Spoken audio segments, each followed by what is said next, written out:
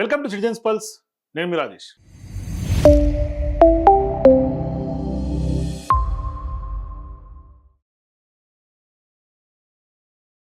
భారత రాజకీయ చరిత్రలో అరుదైనటువంటి ఘట్టం ఆవిష్కృతమైంది. సాధారణంగా అమెరికా కానీ లేకుంటే ఇతర దేశాల్లో అక్కడంతా కూడా ఆయా దేశాల్లో ప్రభుత్వాలు నిర్ణయాలు ఆ దేశ చట్టసభల్లో పరీక్షకు నిలుస్తూ ఉంటాయి.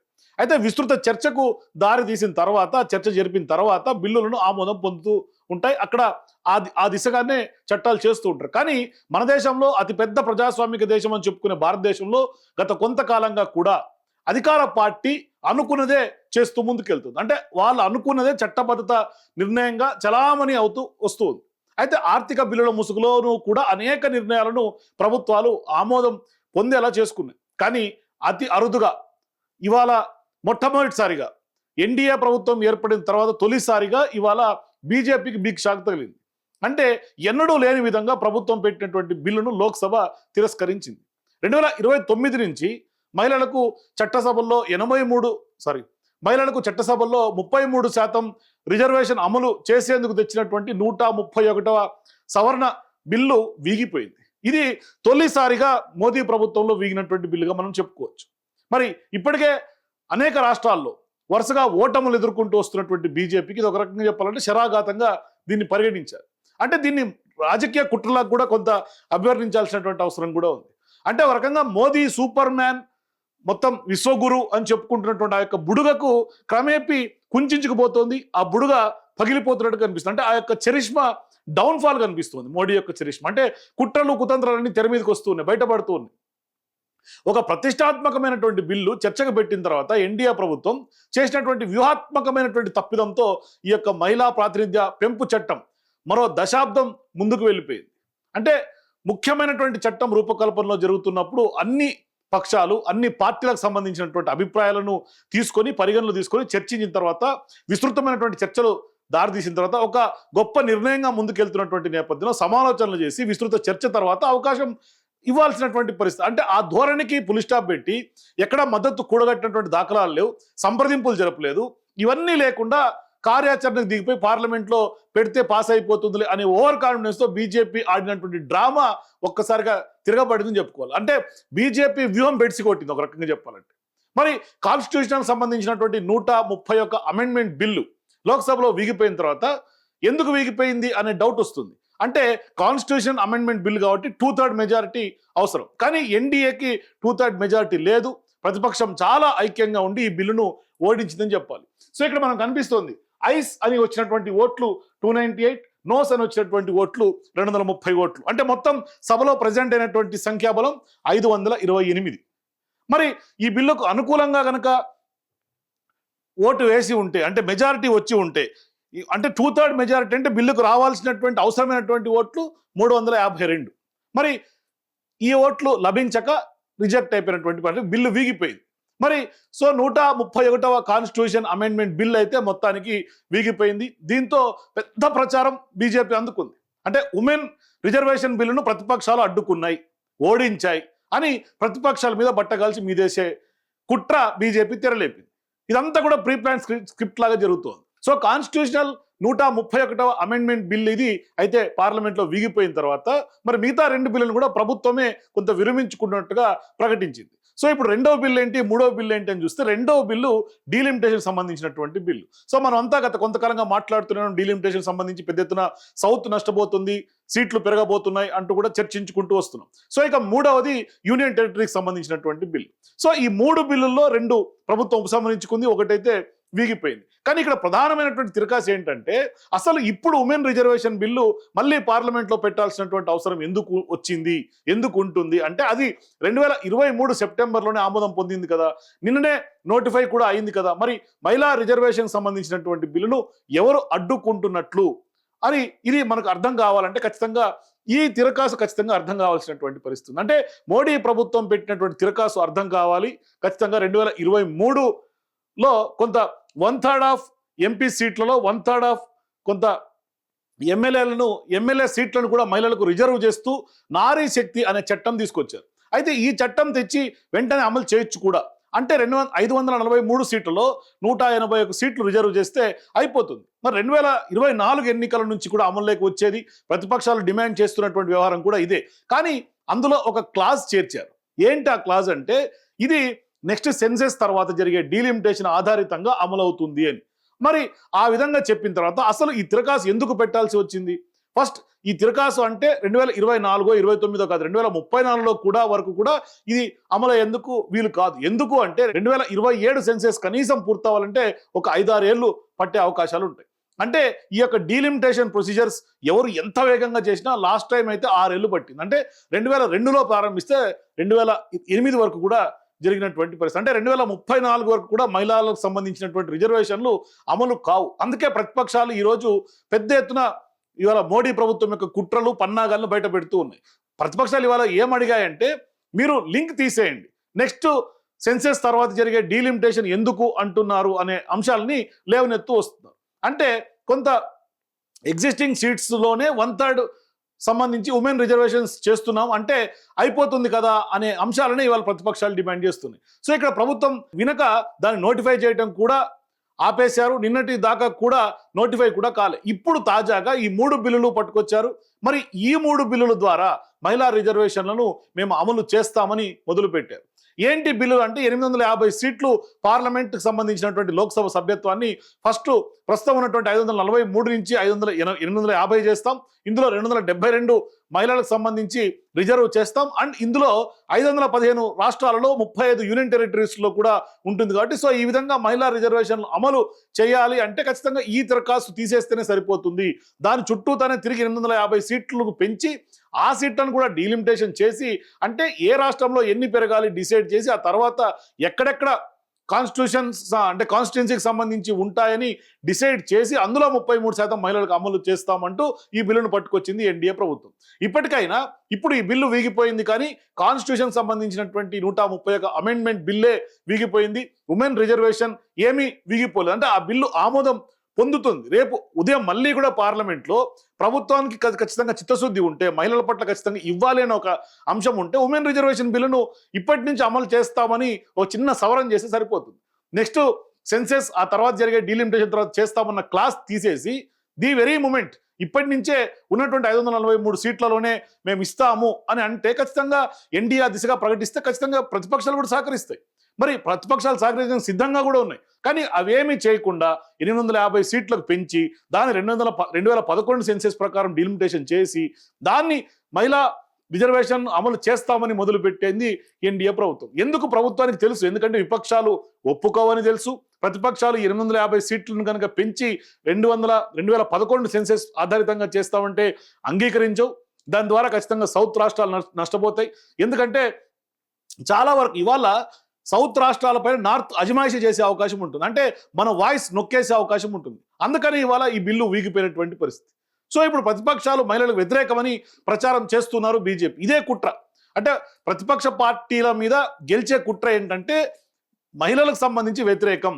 ఇది చిత్రీకరించే పనిలో బీజేపీ సక్సెస్ అయిందని చెప్పుకోవాలి. అంటే మహిళలకు ప్రతిపక్షాలు అన్యాయం చేసే దిశగా చేస్తోంది అని మోదీ ప్రభుత్వం మహిళలకే కట్టుబడి ఉంది అని చెప్పి రాజకీయం ప్రచారం చేసేందుకు ఈ తంత్రంతా కూడా తీసుకొచ్చినట్టుగా తెలుస్తుంది. సో ఇక నెక్స్ట్ క్వశ్చన్ ఏంటి, 131కు సంబంధించి కాన్స్టిట్యూషన్ అమెండ్మెంట్కు ప్రతిపక్షాలు ఎందుకు వ్యతిరేకం అని. దీనికి ఎందుకు వ్యతిరేకం అంటే మనకు అర్థం కావాలంటే 1971లో ఇండియాలో ఫ్యామిలీ ప్లానింగ్ సంబంధించి అంశాలు మొదలైనవి. అప్పుడు ఒక క్వశ్చన్ వ్యక్తమైంది.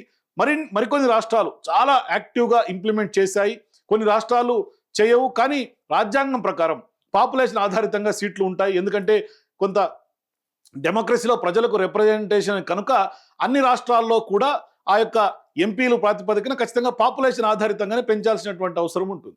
సో ఇట్లా గతంలో చేసినటువంటి వ్యవహారం అంటే ఆ రోజు ఏదైతే పాపులేషన్ కట్టడి చేసే నియమాన్ని ఖచ్చితంగా సౌత్ రాష్ట్రాలు స్ట్రిక్ట్గా అమలు పరిచాయో అది ఇవాళ శాపంగా మారుతుంది. ఇవాళ దీన్నే అడ్డుగా పెట్టి దీన్ని బూచిగా చూపించి నరేంద్ర మోదీ ప్రభుత్వం, ఎన్డీఏ ప్రభుత్వం ఇవాళ మహిళలకు ఇక్కడ ఉన్నటువంటి పార్టీలు ప్రతిపక్షాలన్నీ కూడా వ్యతిరేకమని ముద్ర వేసి కొంత ప్రీ ప్లాన్డ్ స్క్రిప్ట్ అమలు చేసినట్టుగా తెలుస్తుంది. మరి ఒకవైపేమో నార్త్కేమో సీట్లు భారీగా పెరిగి సౌత్ రాష్ట్రాల్లో సీట్లు పెరగకుండా పోతే ఖచ్చితంగా ఇవాళ సౌత్ యొక్క భవిష్యత్తును నార్త్ డిసైడ్ చేసే అవకాశాలు ఉన్నాయి.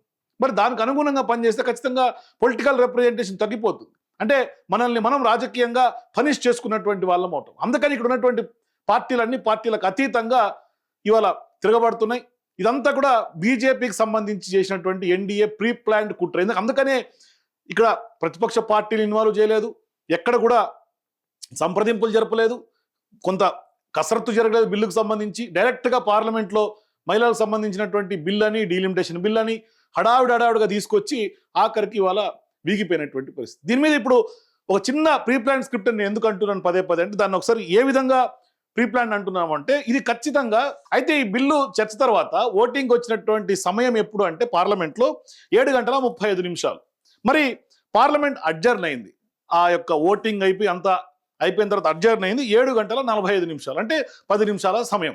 తర్వాత బీజేపీ ఎంపీలు పార్లమెంట్ బయట ప్రతిపక్షాలను విమర్శిస్తా పెద్ద ఎత్తున నిరసన వ్యక్తం చేసిన సమయం 8 గంటలు. అంటే 7:35 ఓటింగ్ జరిగితే 45కు పార్లమెంట్ అడ్జర్న్ అయితే కేవలం 10-15 నిమిషాల వ్యవధిలోనే భారీ స్థాయిలో బీజేపీకి సంబంధించినటువంటి మహిళలందరూ కూడా, ఆ యొక్క పార్లమెంటేరియన్స్ అందరూ కూడా ప్రతిపక్ష పార్టీలు మహిళా యొక్క రాజకీయ ప్రాధాన్యతకు మహిళలకు వ్యతిరేకమనే ముద్రేసే విధంగా భారీ స్థాయిలో ప్లకార్డులన్నీ పట్టుకొచ్చి పార్లమెంట్ బయట నిరసన తెలిపారు.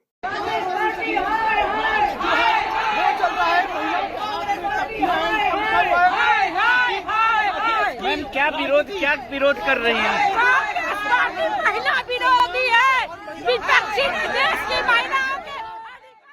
ఇక్కడ చిన్న డౌట్ జరుగుతున్నటువంటి చర్చ, ప్రజలకు వస్తున్నటువంటి అనుమానం ఏంటంటే, ఇంత షార్ట్ పీరియడ్లో వితిన్ 10-15 మినిట్స్లో పార్లమెంట్లో ఉన్నటువంటి మహిళా పార్లమెంటేరియన్లు, ఎన్డీఏలో ఉన్నటువంటి మహిళలందరూ కూడా ఎట్లా ఇంత ఫాస్ట్గా ప్రింట్అవుట్లు తీసుకొని ప్లకార్డులు తయారు చేశారు. అది పార్లమెంట్ హౌస్లో 10 నిమిషాలలో. మీకు చాలా వరకు పార్లమెంటేరియన్స్కి కొంత ఫోన్స్ కూడా పెద్దగా అలో ఉండదు పార్లమెంట్లో. మరి ఇంత ఫాస్ట్గా ప్లకార్డులు తయారు చేసి ప్లాన్డ్గా తీసుకొచ్చి ఎట్లా చేశారు అన్నదే ప్రధానంగా జరుగుతున్నటువంటి చర్చ. ఇక్కడ అర్థమైపోతుంది, బీజేపీ ముందస్తుగానే బీజేపీకి ముందే తెలుసు ఈ యొక్క కాన్స్టిట్యూషన్ అమెండ్మెంట్ బిల్లు వీగిపోతుంది, మెజారిటీ రాదు, తద్వారా ఇది 2 రకాల బీజేపీ రాజకీయ లబ్ధి పొందే కుట్ర చేసింది. అంటే ఒకటి సక్సెస్ అయితే మహిళల పట్ల బీజేపీ చిత్తశుద్ధిగా ఉంది, 33% రిజర్వేషన్లు తీసుకొచ్చినటువంటి ఘనత మాదే అని చెప్పుకునే ప్రయత్నం.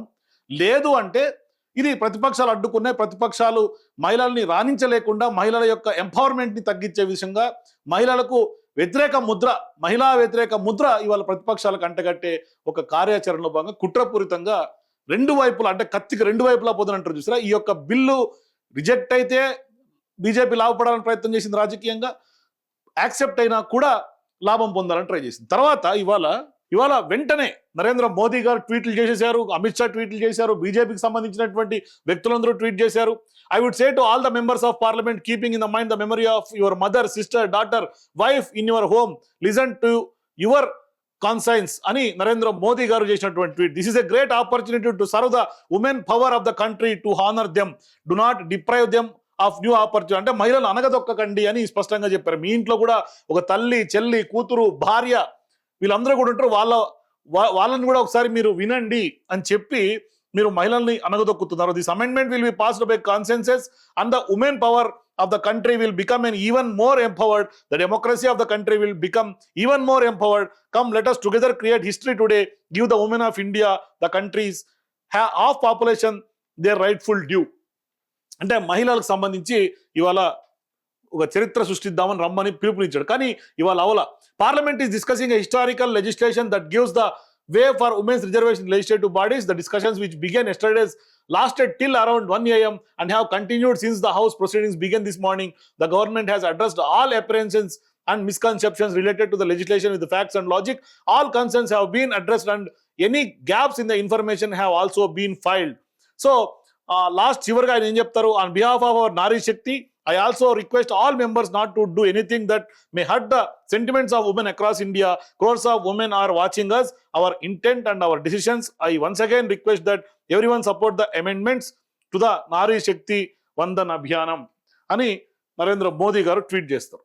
ఇక అట్లాగే అమిత్ షా గారు ఏమంటారు, the women of the country are seeking who the obstacle in their path is when you go to the elections. The mother power will demand an account and then you won't find a way to escape. అంటే ఖచ్చితంగా ఇవాళ ఎవరు అడ్డుపడుతున్నారు, మహిళల ఎదుగుదలకు ఎవరు అడ్డుపడుతున్నారో ప్రపంచం చూస్తోంది, దేశం చూస్తోంది. ఖచ్చితంగా మీరు తప్పించుకోలేరు మహిళల యొక్క ఉద్రేకానికి, కోపానికి అంటూ కూడా ఆయన చెప్తున్నారు. The Congress has always back and down in decisions to give rights to women అని ఆయన ప్రతిపక్షాలను విమర్శిస్తారు. రాహుల్ గాంధీ ఏమంటారు, the amendment bill has fallen, they used unconstitutional trick in the name of women's to break the constitution. అంటే ప్రజాస్వామ్యంలో అప్రజాస్వామ్యంగా bill తెచ్చి మహిళల ముసుగులో ఇవాళ తీసుకొచ్చి బీజేపీ కుట్ర చేస్తుంది. India has seen it, India has stopped it, hail the constitution. అంటే ప్రజాస్వామ్యం ఇంకా బతికే ఉంది, ఇండియా చూస్తోంది, ఇండియా కూటమి తిప్పికొట్టింది అంటూ కూడా రాహుల్ గాంధీ చేసినటువంటి ట్వీట్. అట్లాగే ఇవాళ అమిత్ షా చేసినటువంటి ట్వీట్లో కూడా the Congress, TMC, DMK and Samajwadi party did not allow the passage of the essential constitution amendment bill for the Nari Shakti Vandan Abhiyan, rejecting the bill that would grant 33% reservation to women, celebrating it and raising victory crisis over it's truly reprehensible and beyond imagination. అంటే ఇక్కడ ఖచ్చితంగా TMC సంబంధించినటువంటి MP Kalyan Banerjee అద్భుతంగా మాట్లాడారు. మీరు ఈ litigation, ఈ link తీసేయండి. అంటే డీలిమిటేషన్కి అట్లాగే మీ కాన్స్టిట్యూషన్ అమెండ్మెంట్ సంబంధించి మీకు నిజంగా మహిళల పట్ల చిత్తశుద్ధి ఉంటే ఇప్పటికిప్పుడు ఉన్నటువంటి 543 సీట్లలో 50% ఇచ్చేద్దాం మహిళలకి. మీరు దమ్ముంటే ఆ బిల్లును తీసుకురండి అని సవాల్ విసిరాడు బీజేపీ నాయకులకి. ఆయన పార్లమెంట్లో అద్భుతంగా మాట్లాడారు. అది మీకు తీసుకొచ్చే దమ్ము లేదు అని కూడా స్పష్టంగా చెప్పారు. ఒకసారి చూడండి ఏమంటారు. I'm giving a suggestion, accept it. I have 50% reservation on the basis of this. Let it be done. Second, 50% of the ministry should be reserved for the women. And the prime minister's seat also be reserved for the women by rotation. अरे मोदी जी तो नहीं आएगा, चिंता क्या है, दे दीजिए women को 50%. చూశారు కదా కళ్యాణ్ బెనర్జీ ఏం మాట్లాడారు. ఇది ప్రతిపక్షాల యొక్క వాయిస్. రాహుల్ గాంధీ కూడా అద్భుతంగా మాట్లాడాడు దీనికి సంబంధించి. అట్లాగే ఇవాళ అన్ని పార్టీలు, సౌత్ లో ఉన్నటువంటి అన్ని పార్టీలు తాటి మీదకి వచ్చినాయి. ఒకవైపు అంటే సౌత్ లో ఒకవేళ ఈ బిల్లు కనుక పాస్ అయ్యి ఉంటే చరిత్రహీనులుగా మిగిలే వాళ్ళు కేవలం మూడు పార్టీలకు సంబంధించినటువంటి అధినాయకులు. ఎవరు? నరేంద్ర మోదీ తీసుకొచ్చినటువంటి బిల్లులు మద్దతు పలికినటువంటి చంద్రబాబు నాయుడు, ఎన్డీఏ కూటమిలో ఉన్నటువంటి ఆయన చరిత్రహీనుడిగా మిగిలేవారు. రెండు, ఇవాళ పవన్ కళ్యాణ్ గారు, ఆయన డీలిమిటేషన్ సంబంధించి కనుక ఆమోదం పొంది ఉంటే, సౌత్ కనుక నష్టపోయి ఉంటే చరిత్రలో నిజంగా కూడా జనసేన పార్టీ అధినేతగా పవన్ కళ్యాణ్ చరిత్రహీనుడిగా మిగిలేవాడు. అట్లాగే వైఎస్ఆర్సీపీ ఇవాళ ఆయన ఏ ఉద్దేశంతో ఎక్కడ వాయిస్ రైజ్ చేయకుండా డీలిమిటేషన్ ప్రాసెస్ కి కొంత మద్దతు ఇస్తున్నట్టుగా చేస్తున్నటువంటి స్టేట్మెంట్స్ ప్రకారం ఆంధ్రప్రదేశ్ సంబంధించినటువంటి మూడు పార్టీలు ఒక తాటి మీదకి వచ్చేసి ఇవాళ బీజేపీకి సపోర్ట్ చేస్తున్నటువంటి పరిస్థితి కనిపిస్తుంది. నిజంగా ఇవాళ తెలంగాణలో ఆ పరిస్థితి లేదు. ఇవాళ CM Revanth Reddy delimitation process ని వ్యతిరేకిస్తున్నాడు, హైబ్రిడ్ మోడల్ తీసుకొచ్చాడు. దాని మీద కూడా అతిపెద్ద చర్చ జరిగింది. ఇక అట్లాగే డీలిమిటేషన్ మీద గత కొంతకాలంగా బీఆర్ఎస్ పార్టీ కూడా వాయిస్ రైజ్ చేస్తుంది. ఆయన వర్కింగ్ ప్రెసిడెంట్ గా ఉన్నటువంటి కేటీఆర్ స్వయంగా చెప్తూ ఉన్నాడు. ఆయన రీసెంట్ గా బిల్లు వీగిపోయిన తర్వాత కూడా ఆయన వర్షన్ క్లియర్ గా బయటకు వచ్చింది. సోషల్ మీడియాలో అట్లా ప్రెస్ నోట్స్ రిలీజ్ చేశారు. బీఆర్ఎస్ పార్టీకి సంబంధించినటువంటి వాయిస్ రైజ్ చేస్తున్నారు. అంటే ఇది కేవలం బీజేపీ స్వార్థం కోసమే మహిళలకి అన్యాయం చేస్తున్నారు, మహిళలకు ద్రోహం చేస్తోంది బీజేపీ. కేవలం మహిళల ముసుగు అడ్డు పెట్టుకుని ఇవాళ ఓట్ బ్యాంక్ రాజకీయాలకు బీజేపీ తెరలేపుతోందని కేటీఆర్ గారు కూడా స్వయంగా ఆయన స్టేట్మెంట్ ఇచ్చారు. అట్లాగే రేవంత్ రెడ్డి గారు కూడా ఇచ్చినటువంటి స్టేట్మెంట్స్ చూడండి. Today will be remembered for ever as a red letter day in Indian history when under the leadership of Sri Rahul Gandhi ji, leader of opposition, Lok Sabha, and Sri Mallikarjun Kharge ji united all democratic forces and opposition leaders in averting a national disaster. I think leaders of various allied parties who united and stand steadfast under fire to defeat these black bills, including Thiru M.K. Stalin garu, Mamata Banerjee ji, అట్లాగే Akhilesh Yadav ji, Sharad Pawar ji, Uddhav Thackeray ji, Lalu Prasad Yadav ji, Hemant Soren ji, Farooq Abdullah ji, Naveen Patnaik ji, Arvind Kejriwal ji and the leaders of the communist parties among others అని delimitation process సంబంధించి రేవంత్ రెడ్డి గారి tweet. అట్లాగే చంద్రబాబు గారి tweet చూడండి. By blocking the women's reservation bill the Congress lead opposition has denied India has a historic step towards women's empowerment. This is not just political obstruction, it is a betrayal of millions of women who deserve equal voice and rightful representation in the parliament. The nation will remember అని నారా చంద్రబాబు నాయుడు గారు కూడా tweet. అట్లాగే DMK అధినేతగా ఉన్నటువంటి స్టాలిన్ అయితే ఏకంగా crackers కాల్చి మరి సంబరాలు చేసుకున్నారు. అంటే చరిత్రలో ఇది ఒక విజయంగా చెప్పుకొచ్చారు. అంటే మోదీకి ఖచ్చితంగా అడ్డుకట్ట వేశాము అంటే ఎన్డీఏ పాచిక ఏదైతే కుట్రపూరితంగా చేసినటువంటి పాచికకు పార్లమెంట్లో ఇండియా కూటమి ప్రతిపక్ష పార్టీలన్నీ కూడా చెక్ పెట్టాయని సంబరాలు చేసుకున్నటువంటి పరిస్థితి కూడా ఉంది. సో మొత్తం మీద ఇదొక ఊహించిన పరిణామం అని చెప్పుకోవాలి. పార్లమెంట్లో ఉక్కిరిబిక్కిరైంది కేంద్రం ఒక్కసారిగా.